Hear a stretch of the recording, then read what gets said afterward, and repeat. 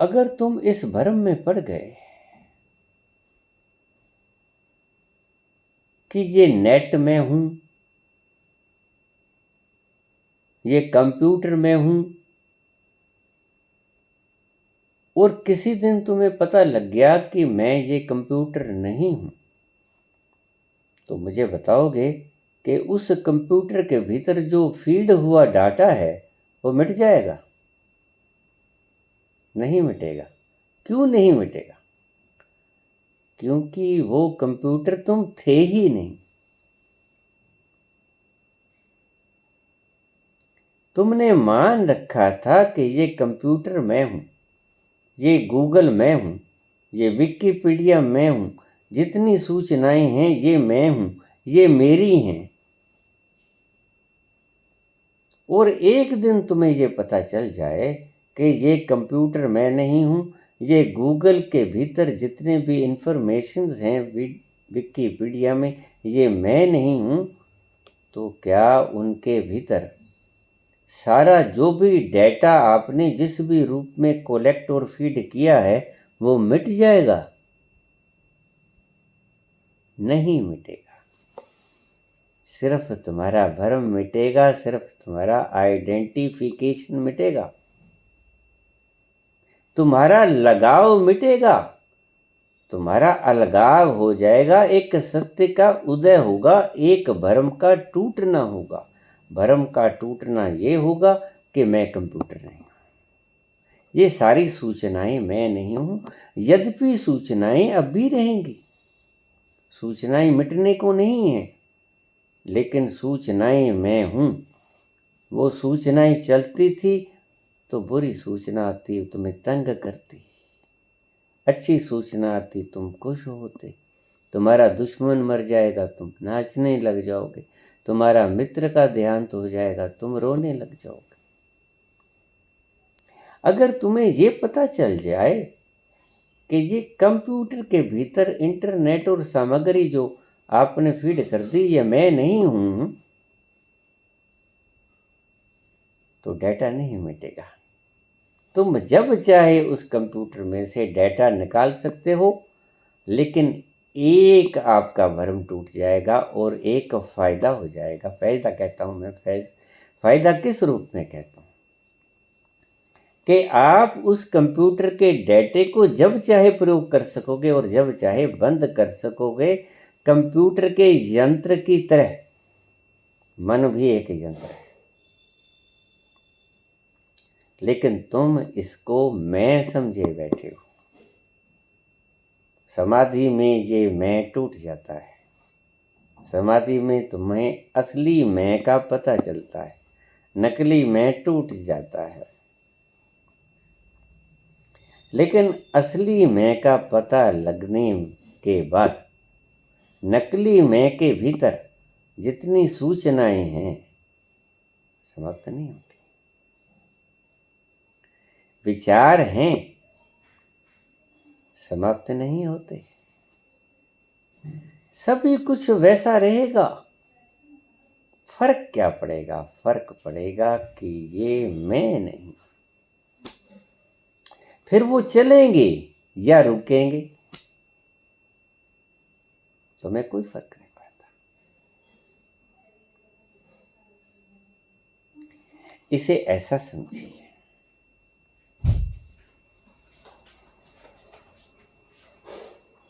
एक मालिक का जहाज हीरों से भरा हुआ जा रहा। मालिक घर पे बैठा है, जहाज जा रहा है, ड्राइवर चला रहा है। सूचना मिली कि तुम्हारा जहाज डूब गया, हीरे भी डूब गए, जवाहरात भी डूब गए, जहाज भी डूब गया। उस व्यक्ति को पता चला तो वो चिल्लाने लग जाएगा। क्यों? क्योंकि उस हीरो के साथ और उस जहाज के साथ तादाद में था कि ये मेरा है।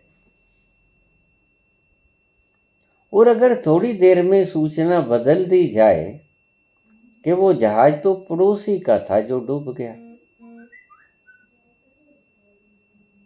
वो गम खुशी में बदल जाएगा अगर पड़ोसी तुम्हारा दुश्मन है। लेकिन तुम दुख से मुक्त हो जाओगे क्योंकि कम से कम तुम्हारा तो नहीं डूबा। ये आइडेंटिफिकेशन थी जो तुम्हें दुखी किए हुए थी।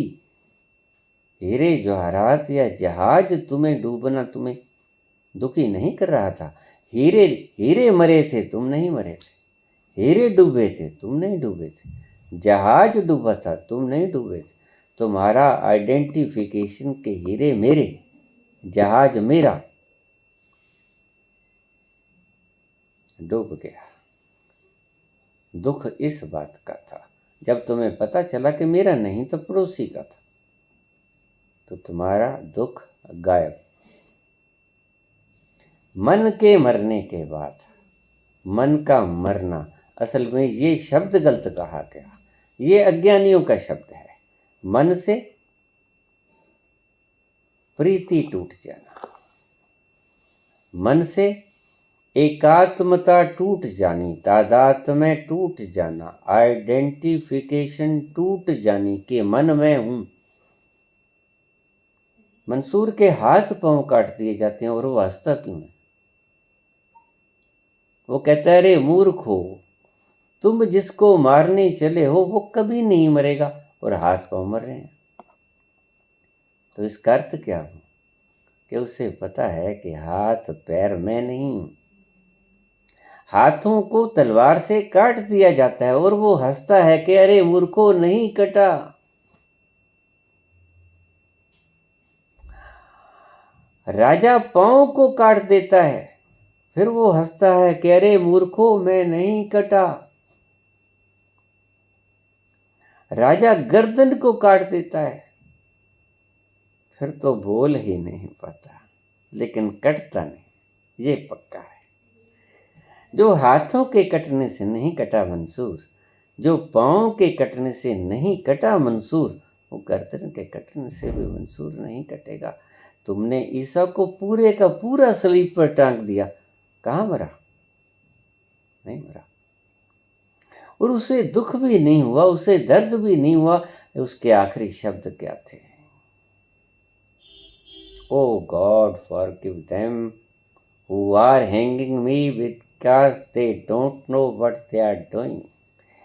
हे ईश्वर, हे दयालु ईश्वर, इनको माफ़ कर देना जो मुझे सूली चढ़ा रहे हैं, क्योंकि इनको पता नहीं है कि ये क्या कर रहे हैं। Forgive them. बात तो ठीक है। अगर कोई नादान व्यक्ति गलती करे तो हम क्या कहेंगे? यही तो कहेंगे कि इसे पता नहीं। और जिसे पता नहीं होता वो अज्ञानी होता है। मन नहीं मरता समाधि में, मन वैसे ही रहता है। हाँ, मन यंत्र की तरह हो जाता है। समाधि से पहले मन मालिक की तरह है। समाधि से पहले तुम्हारा मन तुम्हें चलाता है। चलो फिल्म देख आएं, चलो मनाली कुल्लू घूम आएं, चलो फलां व्यक्ति ने गलत बोला था, उसको गलत बोल के आए, उससे बदला ले लें। अब तो पावर आ गई हाथ में। समाधि से पहले मन तुम्हें चलाता है, समाधि के बाद तुम मन के मालिक हो जाते हो, क्योंकि तुम्हें ये पता होता है कि मैं मन नहीं हूँ, मैं अलग हूँ। पहले ये था कि मैं अलग नहीं हूँ, मैं मन हूँ। मन में जो विचार आ गया वो मेरा विचार, मेरी इच्छा, मेरी कल्पना, मेरी परियोजना, मैंने उसे पूरा करना ही करना है, क्योंकि तादात्म्य है। जब पता चल गया कि मैं मन नहीं हूँ, मन से तादात्म्य टूट गया, तो मन तुम्हारा गुलाम हो गया। वो एक इंस्ट्रूमेंट की तरह काम करेगा। आप जब चाहे उसे रोक दें, ऑर्डर करेंगे आप, रुक जाओ, रुक जाएगा। गुलाम हो गया। फर्क पड़ता है स्थिति का, सिचुएशन का। समाधि से पहले मन मालिक होता है, तुम गुलाम होते हो। समाधि के बाद मन गुलाम होता है, तुम मालिक होते हो। और सत्य भी ये है, जब तुम सत्य को जान लेते हो तब तुम परम प्रसन्न होते हो। और ये बहुत बड़ी घटना है, बात छोटी सी, लेकिन वो बात जैसे आंखों में धूल पड़ जाए, सारा संसार दिखना बंद हो जाता है। छोटी सी आंख में छोटा सा कण पड़ा, संसार दिखना बंद। ऐसा ही होता है समाधि में। विवेक के ऊपर पर्दा पड़ा होता है तो सत्य नजर नहीं आता। विवेक से पर्दा हटा, सत्य दिखाई पड़ जाता है। मैं शरीर नहीं, मरने से क्यों डरोगे जब मैं हूं ही नहीं। मन से क्यों डरोगे, आपके विचारों को कोई आपके विचारों से उलट बोल गया, उसका विचार होगा। आप विचारों को मैं नहीं समझते तो तुम्हारी भावनाओं को ठेस नहीं पहुंचाई जा सकती। भावनाओं को ठेस उन लोगों के पहुंचती है जो मन के मालिक नहीं, गुलाम है। मन जिनका मालिक है, उन्होंने जो भावनाएं बना ली, वो भावनाएं उनकी मालिक हैं। सही हो या गलत हो, इस बात से कोई लेना देना नहीं।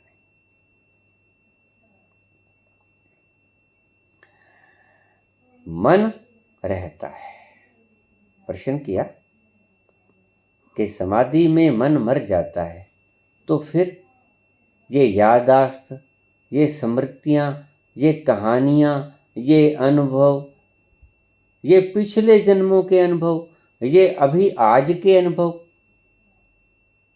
ये मित्र है, ये पुराना मित्र है, ऐसा ऐसा ऐसा स्मृतियाँ और पिछले जन्म की स्मृतियाँ। लेकिन मन नहीं मरता, सारी स्मृतियाँ शेष रहती हैं। टूटता है तो सिर्फ आइडेंटिफिकेशन, तादात्म्य, चिपकाहट।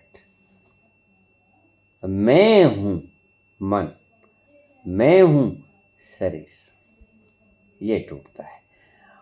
और एनलाइटनमेंट से पहले मैंने कहा कि मन होता है मालिक, वो जैसे नचाता है तुम नाचते हो। इसीलिए तो तुम कहते हो बाबा जी मन को कैसे ठहराएं।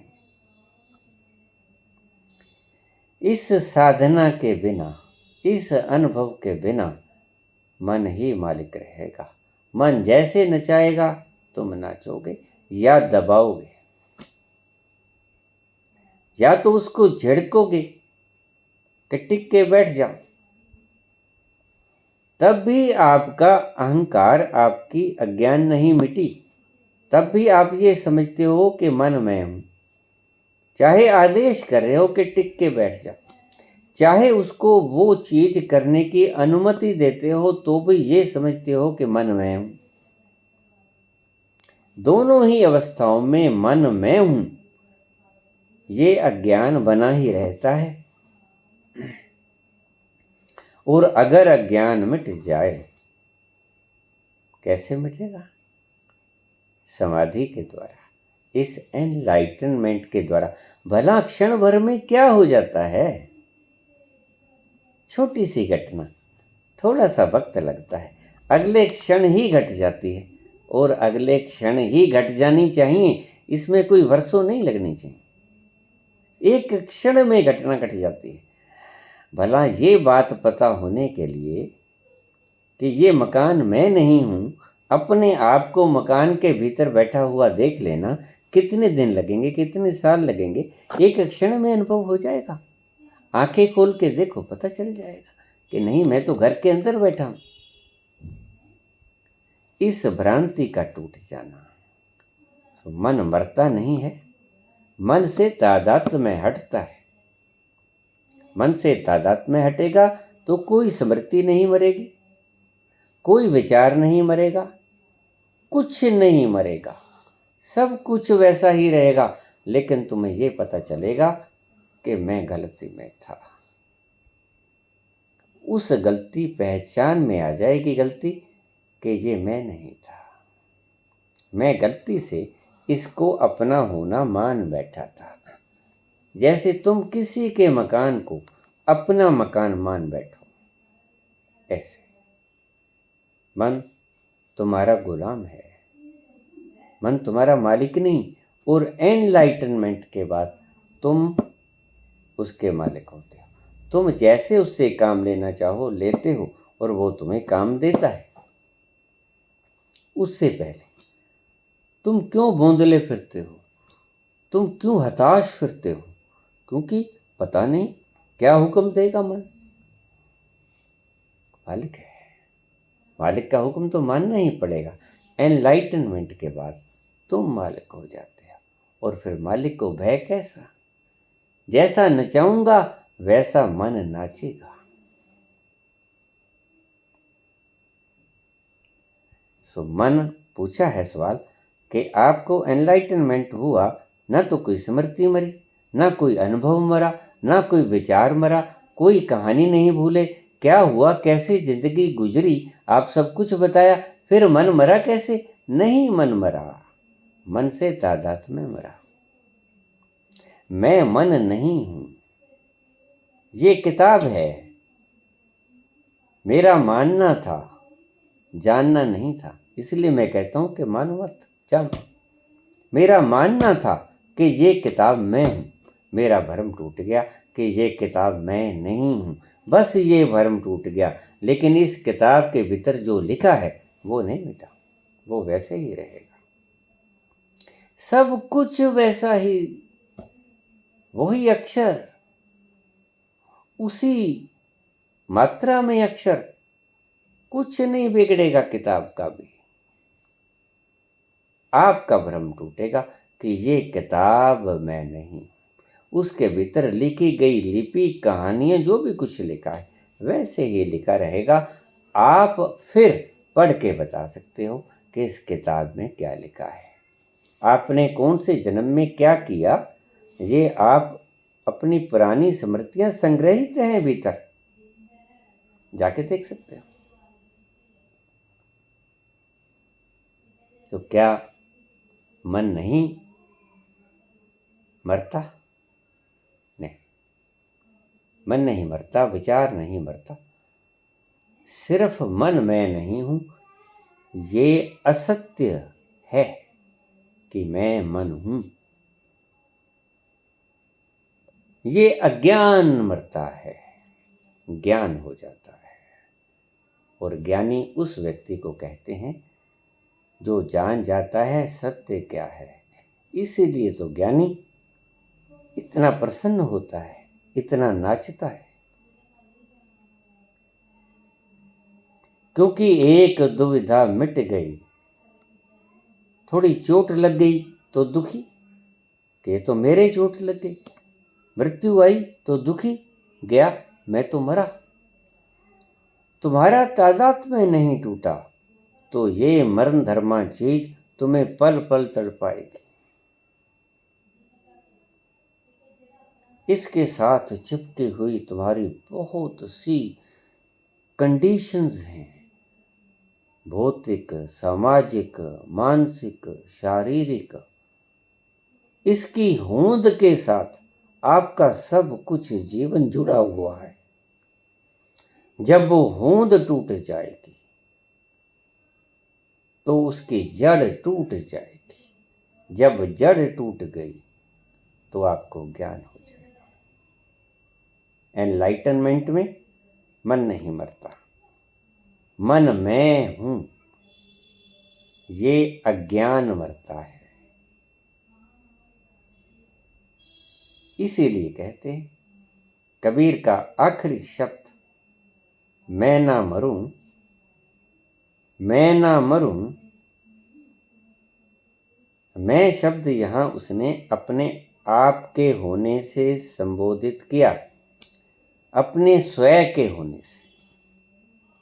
जो कबीर सत्य में है, मैं ना मरूं, मरे संसारा। संसार मरता है। संसार का मतलब क्या है? संसार का मतलब आइडेंटिफिकेशन। मन में हूँ, इंद्रियां में हूँ, हाथ में हूँ, पाँव में हूँ, शरीर में हूँ, विचार में हूँ। आइडेंटिफिकेशन मिटती है। मैं ना मरूं, मरे संसारा। जो संसार की चीज़ों को मैं आप खुद का होना समझता था, वो मरता है। मैं ना मरूं, मरे संसारा, मोहे मिला जे लावन हारा। मुझे वो मिल गया जो कभी मरता नहीं, वो जीता ही रहता है, जो अमर है। मोहे मिला जे लावन हारा। मैं ना मरूं, मरे संसारा। धन्यवाद।